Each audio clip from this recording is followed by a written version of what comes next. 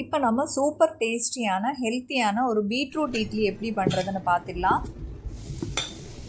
இப்போ நம்ம இட்லி மாவு எடுத்துக்கலாம். அது கூடவே ஒரு கைப்பிடி துருவன பீட்ரூட் எடுத்துக்கலாம். இது நல்லா மிக்ஸ் பண்ணி விட்டுக்கோங்க. ஒரு 2 நிமிஷம் நல்லா மிக்ஸ் பண்ணி விடும்போதே இதோட இட்லி மாவோட கலர் அப்படியே பர்பிள் கலர் ஆகிடும். இது கூடவே குட்டியாக சாப் பண்ண கொத்தமல்லி இலை, 2 பச்சை மிளகு குட்டியாக சாப் பண்ணது, ஒரு கைப்பிடி கருவேப்பிலை இலை குட்டியாக சாப் பண்ணது, ஒரு துண்டு இஞ்சி குட்டியாக சாப் பண்ணது எடுத்துக்கோங்க. இதெல்லாம் சேர்த்து நம்ம மாவில் போட்டு நல்லா மிக்ஸ் பண்ணி விட்டுக்கலாம். இது கூடவே இந்த பீட்ரூட் இட்லிக்கு தேவையான சால்ட் ஆட் பண்ணிக்கோங்க.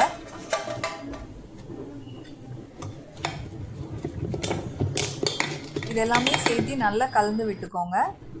இப்போ நம்ம சால்ட் ஆட் பண்ணுறோம், அதுவும் சேர்த்து மிக்ஸ் பண்ணுறோம். இப்போ இதோட கன்சிஸ்டன்சி இந்த மாதிரி வரும் பீட்ரூட் இட்லியோட. ஸோ இப்படி இருக்கணும். இப்போ நம்ம பீட்ரூட் இட்லி ஊற்றிக்கலாம்.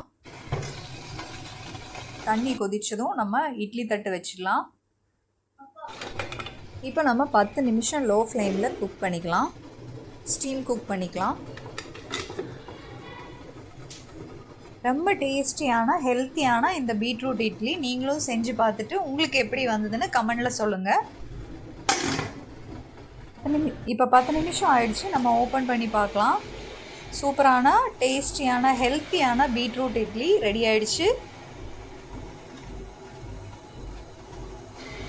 வெரைட்டியான இந்த பீட்ரூட் இட்லி பண்ணுற இந்த வீடியோ உங்களுக்கு யூஸ்ஃபுல்லாக இருந்ததுன்னா ஹேமா சமையல் சப்ஸ்கிரைப் பண்ணிக்கோங்க.